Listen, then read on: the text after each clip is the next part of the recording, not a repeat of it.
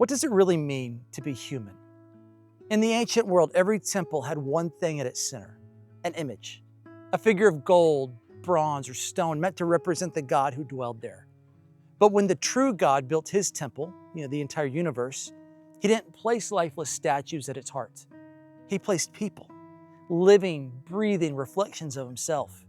Genesis 1 verses 26 and 27 say, "Then God said, 'Let us make mankind in our image, in our likeness, so that they may rule.'" In the ancient world, an image, it meant representation. When a king placed a statue in a distant land, it declared, "My rule, it reaches here." So when God places humans in his world, he's saying, "This place, it belongs to me. My rule, it extends here. And you, my image, you will represent me." The Hebrew word for image is the same word used for idol.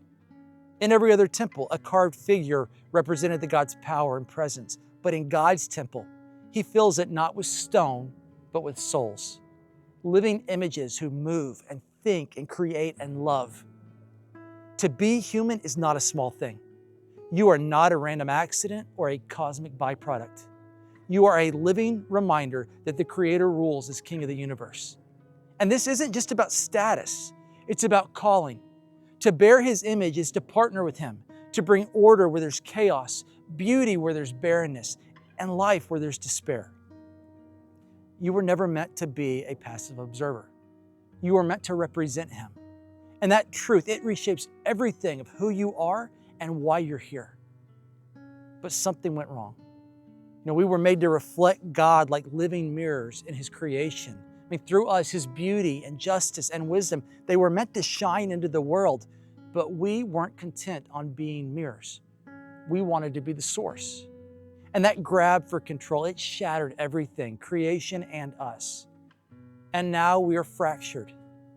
Mirrors that still reflect, but in broken, distorted ways, every injustice, every betrayal, every time love is twisted or power is abused, it reveals another crack in the mirror, another wound in the world that we were meant to tend. The mirror broke, but the Maker never gave up on his reflection. He entered our shadow world himself, unbroken yet unwilling to bear its fractures. Jesus is the image. Colossians 1:15 calls him the image of the invisible God.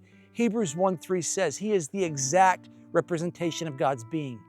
Jesus is everything humanity was meant to be, but never became. He rules with justice. He loves without limit. He walks in perfect unity with the Father. In him, the image isn't cracked. It's clear. It's whole. It's alive.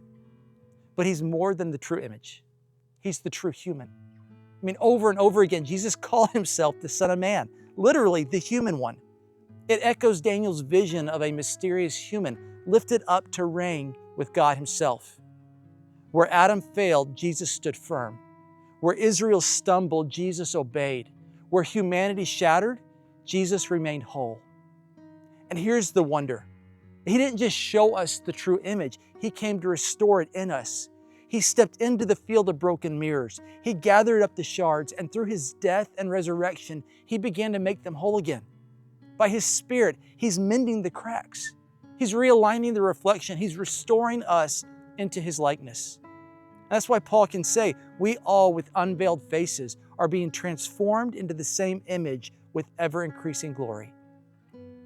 That's the journey of following Jesus, to be made whole again, until the world sees in us what it once saw in him.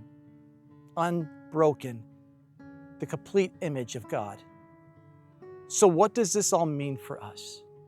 Well, personally, your life isn't random. You were made in the image of God, and that image, it still rests on you. No matter what's been broken, you carry the dignity of his reflection. Your worth isn't earned, it's bestowed. And in Christ, the fractures, they don't define you. They're being healed.